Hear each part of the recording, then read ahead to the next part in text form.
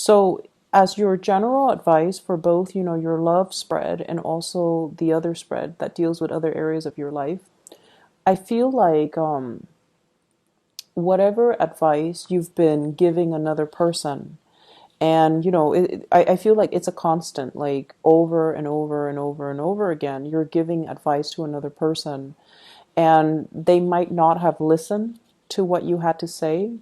They might not have heeded your advice, but they might not feel like you're justified or you're the expert, so that they don't need to take your advice.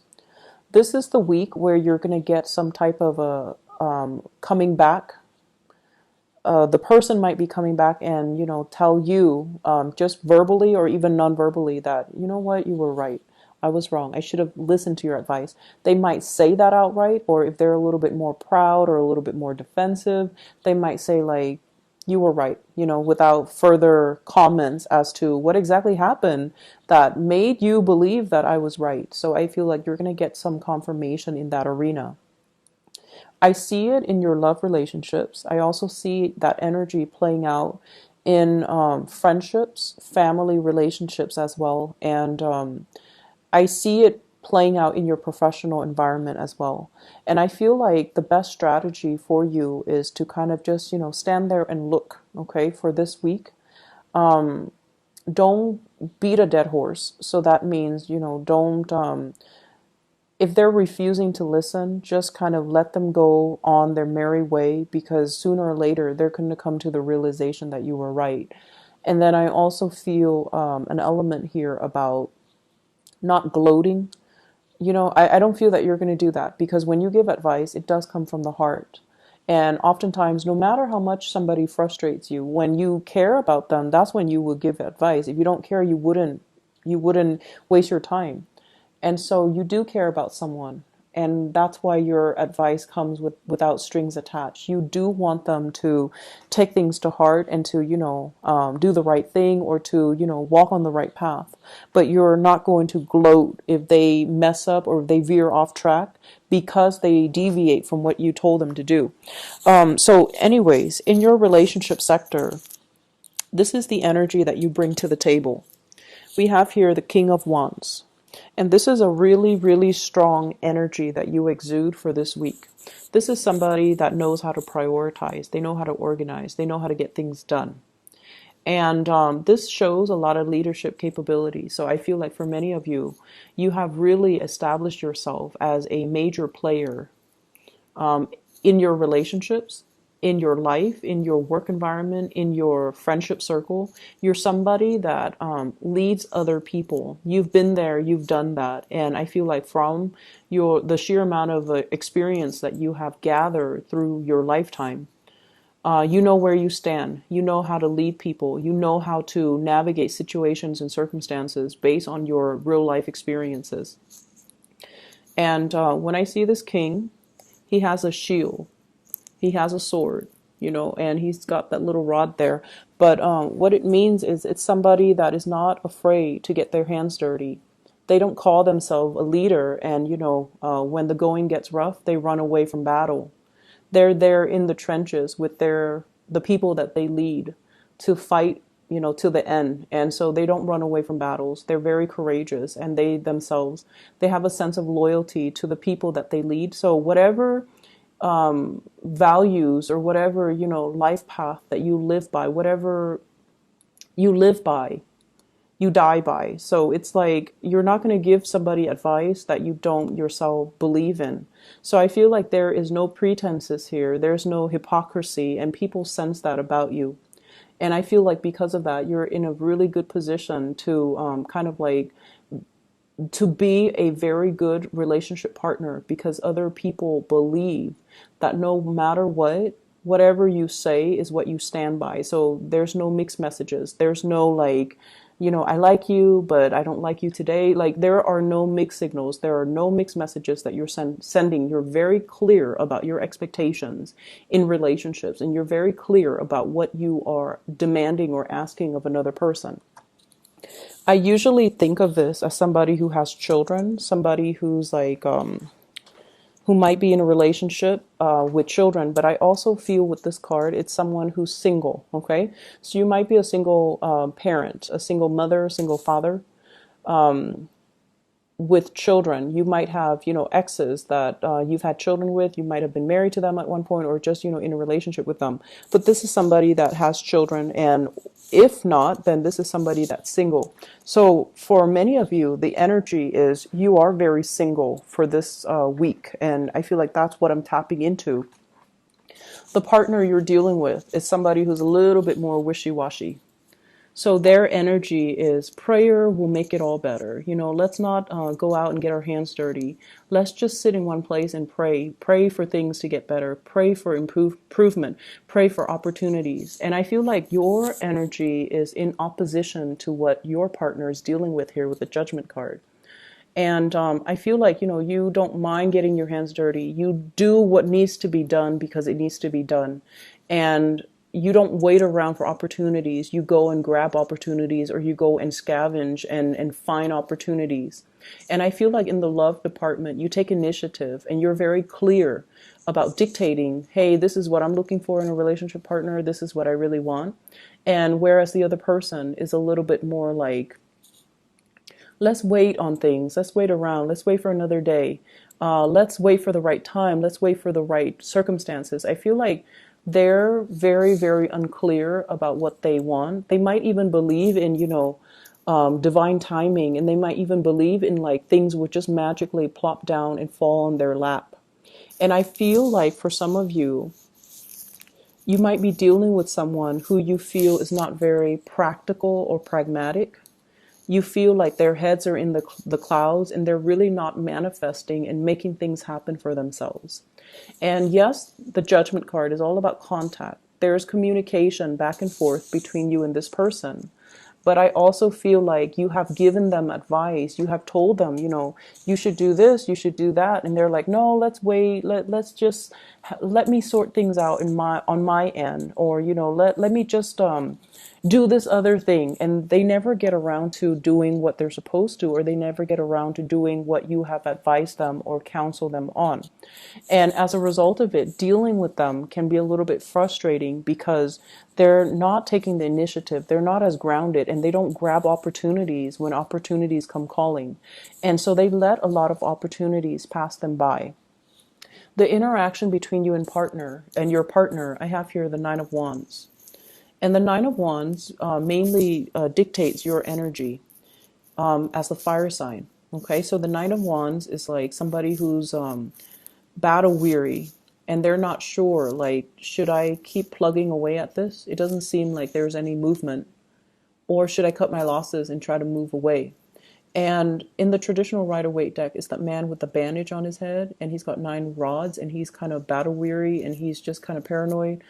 What I feel though is you're assessing, you're being pragmatic.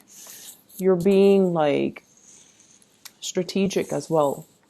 Do I plug away at this relationship? Do I continue giving them advice? Do I continue to, play the role of the father, even though they're supposed to be my relationship partner? Do I take on this maternal, take them under my wings and take care of them and just protect them? Or do I need to find myself another partner? So I feel like for some of you, single or not, you might have a love interest that's a little bit, they're just very different from you. But I do see this element about you giving advice over and over and over again, and they're not really taking the bait, or they feel like, oh, I'll just wait it out. Everything's going to work itself out, and they don't really, it basically absolves them of having to take initiative for their own life. So I do feel somebody that has been through, I feel, their fair share of disappointment. So for example, if it's a partner and they're not able to get a job, right? Just an example. If they're not able to get a job and you tell them, for you, it's very easy because you come from a different space. But I feel like for them, it's a little bit more difficult because they've gone through possibly, months of interviewing and never getting called back. And then they've gone through like a lot of resume revision, right? And they're tired. And just think about it. If it's like, if someone has gone through 9 interviews, right? All from different companies, all with different people, and they have been turned down 9 times. I mean, at the end of the day, it's really hard to say that, oh, I'm not qualified for the job. I feel like the reality of it is they don't like me. 9 separate companies, 9 separate interviewers, 9 separate situations didn't want me. It's very tragic for the ego. It's very demoralizing.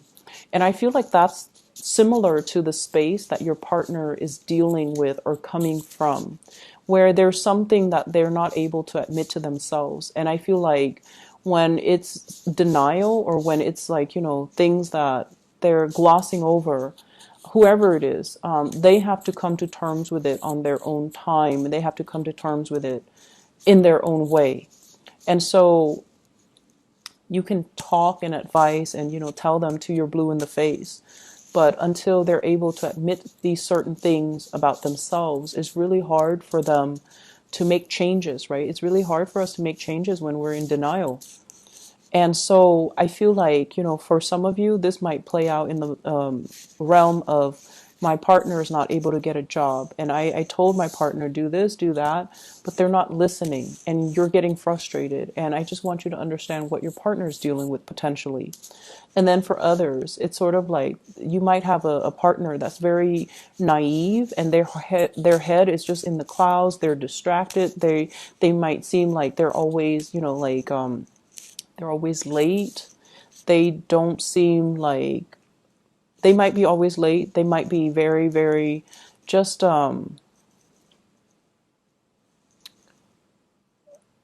they might not be very affectionate. And time again, you told them, I want more affection. I want things to change. I feel very much by myself, like I'm a single person, even though I'm dating you. And I feel, like you tell them many, many times. And this might be the week where they come in and try to make some changes, okay? Because I feel like change is coming for you. So I have here this is the Knight of Pentacles. This is somebody coming in, making an offer, making amends, trying their best to appease you, trying to bring something substantial to the table. So if it's a partner who has been out on their luck when it comes to work, they're going to hear good news. And I feel like that's going to help them, because they're going to either take your advice or do something to initiate things from their end. Either way, taking your advice so that they can get things started in their own life, okay? And then if it's a partner that has been estranged, either they're traveling, they're not around, and you feel like, I'm with them, but I'm so single. I'm with them, but I feel like I'm just single because they're not giving me the affection, the attention. They're not physically here. They're coming back into the picture with good news.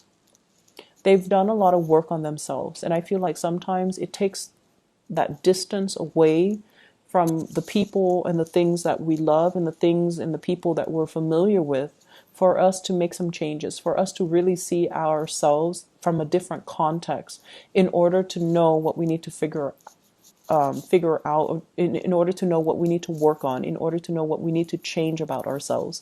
So I feel like there's a realization coming through. For others of you, if you've been hoping and praying for a relationship, we have the Death card here, which is a change. So this is a change around. If you're single, you're going to be in a relationship. If you're in a relationship, you might be single. So there's a change around. It doesn't denote, any specific direction, but I feel for a majority of you, there's a couple relationship coming through. It's on the offer for you. And I do feel like many of you are going to go through the month of October, starting to come together with another person and starting to couple up with another person, okay? If you're dealing with a Scorpio with this Death card, there's some good news coming around for the two of you, for both of you. If you're dealing with an earth sign, Taurus, Virgo, Capricorn, there's an offer coming through, and I feel like it's going to be very good, very stable. It's slow. You might have been waiting for it. They might have been waiting on you, but I feel like there is a coming together. In other areas of your life, there will be a lot of get-togethers, okay?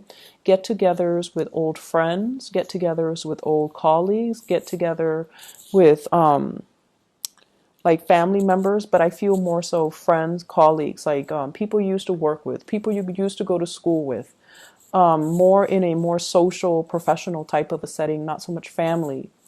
I also feel like travel and movement coming to see people, people traveling and moving to come see you.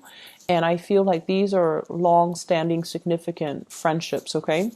I feel like these people have been around with you through a very important milestone in your life. And I say that because of the Six of Cups. This is a flashback from the past, walking down memory lane, recalling, like a lot of fun times between you and another person.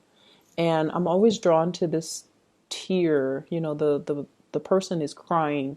So it's like really good times to be had, reunions with other people, and it's linked up with the Three of Cups, which is social engagement, social outings, being the life of the party, and hearing really, really good news about the people that you've used to, hang around with, or hearing through the grapevines like, oh, so and so is doing this, so and so is married, so and so has a baby, things like that. And I feel like it's a really, really nice like walk down memory lane. And I do see social engagement happening for you guys where you're going to run into people from your past. All are good people. I don't see like, the past coming back to haunt you. And I feel overall you have so much career and achievements and, just positivity in your financial and professional sector that sometimes when we don't want to go to high school reunions, or we don't really want to meet up with old friends if we feel like we haven't made it, right? So some of us, and I feel for you guys especially, the fixed signs, you, Scorpio, Taurus, and Aquarius, you want your career to speak for you. You want to be like, hey, the envy of the party. And I feel like if you haven't made it professionally, you're very weary about these reunions. But I feel like right now you're in a good space. You're where you need to be professionally. A lot of doors are opening for you. So you're at a point where you're like, okay, I'll be there. I'll be at this reunion. I want to talk about what I'm doing. I want to talk about these projects I'm handling. I want to talk about all my responsibilities that people entrust me with. Not in the spirit of bragging, but in the spirit of, I'm really proud of the person that I am today. I'm really proud that despite everything that I've been through, that, I made it. And I'm entrusted with a lot of responsibilities. I'm seen as someone who's competent, and I've created a name for myself. So I feel like you're going to be the life of the party, and you're going to be, you're going to have a lot to offer. You're going to have a lot to say, and you're going to have a lot of people admiring you and possibly even envious, but not in a bad way. They're not jealous and vindictive. I feel like they look at your life with envy, and they're going to just be really glad, or just to be very happy for you. Okay. So there's a lot of travel and movement that's coming in with this Eight of Wands too. And this is like uh, travel by air, travel over waterways, so across the continental US to another state. And I also feel like work travel, work demands and things like that, possibly even traveling with another partner and having the means to do recreational travel, travel for leisure rather than just business. So I feel like if you're not even traveling this week, it's going to be played out, through the month of October, where there will be a lot of these engagements, offers, and social outings and things that are coming into the picture. I'm seeing you possibly living in a colder climate, going to somewhere that's a little bit warmer. And I also feel like overnight, like a red eye type of a plane ticket, where you might be as well move, like going to another country where you have to, sleep overnight on a plane. So I do see those elements coming through. And I also feel like, if you're connecting with people from your past, you have a lot to say, and you have a lot of wisdom and advice, possibly in the career front, that you can give them. And I feel like you need to give them these advice because they're going to be thankful for it. Okay.